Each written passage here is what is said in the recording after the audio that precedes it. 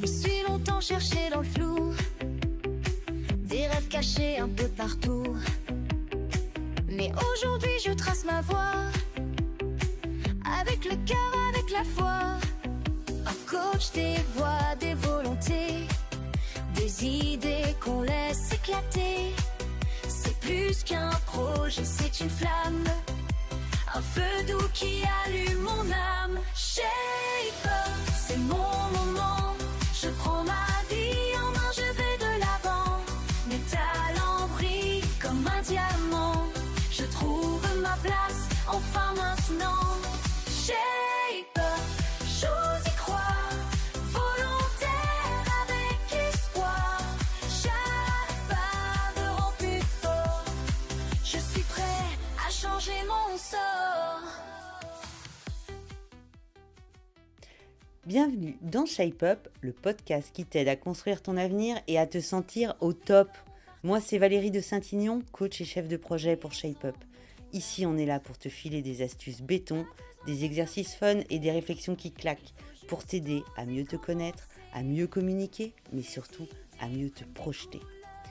Alors, prêt à prendre le contrôle et à tracer ta route ? Allez, vas-y, monte à bord. Et souviens-toi, t'es le capitaine de ton bateau, alors choisis bien ta destination. Quart d'heure, shape up, c'est mon moment. Je prends ma vie en main, je vais de l'avant. Mes talents brillent comme un diamant. Je trouve ma place, enfin maintenant. Shape up, j'ose y croire. Volontaire avec espoir. Chaque pas me rend plus fort. Je suis prêt à changer mon sort.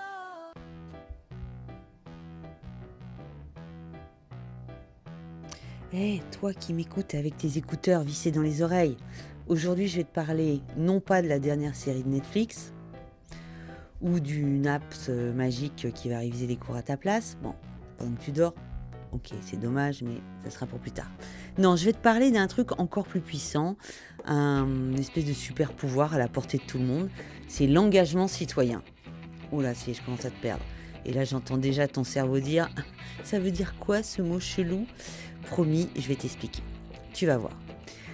C'est pas un truc barbant, c'est plutôt une espèce de plus-value, une arme secrète qui va pouvoir transformer ta vie scolaire, ton CV et même ton futur. Et ouais. Allez, installe-toi, on décolle. Alors, pourquoi on parle autant d'engagement citoyen ? Alors, pour une fois, je vais commencer par une petite histoire. Imagine une forêt en feu. Les animaux flippent, tout le monde se barre. Et là, un tout petit colibri, c'est un petit oiseau, fait des allers-retours avec son bec rempli d'une goutte d'eau à chaque voyage. Les autres lui ricanent au nez. Non mais tu crois vraiment que tu vas éteindre l'incendie avec ça ? Et le colibri, tranquille, qui répond : moi je fais ma part.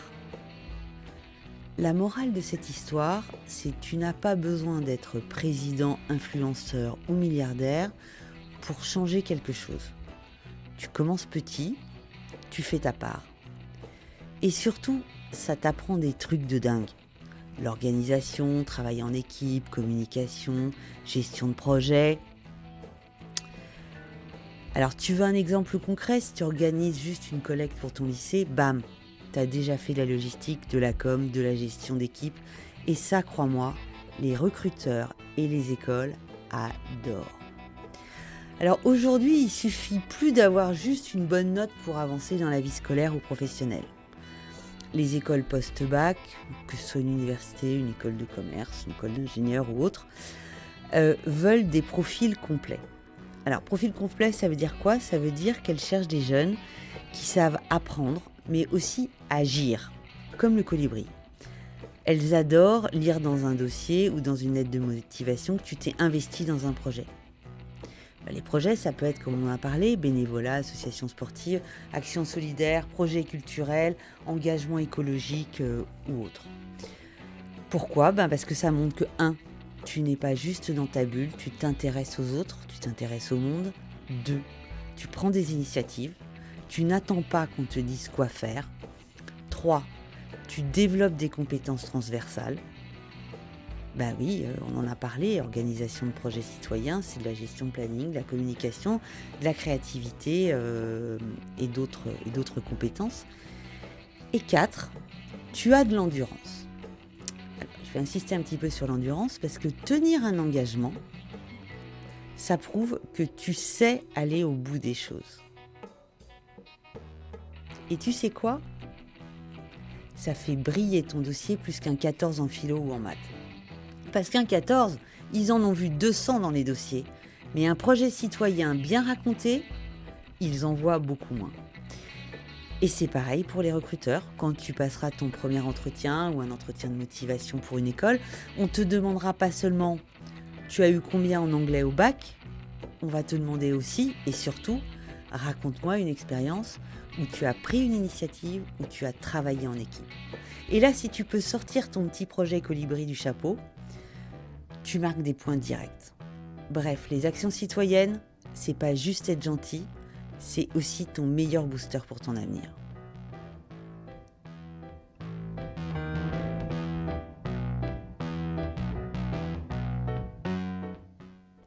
Alors maintenant, je vais te parler d'un film pour illustrer une nouvelle fois le concept d'engagement citoyen. Je vais te parler d'un film assez ancien qui s'appelle Les choristes. Alors, en 2 mots, c'est l'histoire d'un prof de musique qui débarque dans un internat où les élèves sont tous catalogués cas désespérés. Et au lieu juste de faire son job et de donner tout simplement des cours en mode automatique, il décide de lancer une chorale.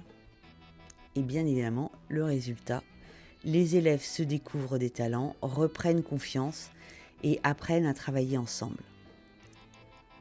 En bref, une simple action a changé toute une génération de gamins. La moralité, même un petit projet qui paraît petit peut avoir un impact énorme. Et pour toi, c'est pareil. Que tu crées un club, que tu aides un camarade en difficulté, que tu lances une idée écolo dans une école, que tu t'inscrives dans une association multiculturelle ou autre, ça peut paraître banal aujourd'hui, mais dans 5 ans, tu te diras « Waouh, c'est là que tout a commencé ». Ok, assez blablaté, place à la pratique. Aujourd'hui, je te propose un exercice que logiquement nous allons appeler mon projet Colibri. Alors, première étape, toujours avec ta feuille et ton crayon, liste tes passions. Note tout. Sport, art, gaming, réseaux sociaux, animaux, nature et que sais-je. Ok ? Deuxième étape, tu vas les relier à une cause. Alors, par exemple, tu kiffes le foot. La cause, c'est organiser un match pour récolter des fonds. Tu passes ta vie sur Insta, crée une campagne pour sensibiliser sur un sujet qui te tient à cœur. Et puis l'étape 3, très importante, il faut évaluer ton temps. T'as pas besoin de faire un projet où tu passes 10 heures par semaine sur ton projet. Même 1 heure par mois, ça compte. L'important, c'est que ce soit réalisable. Étape 4,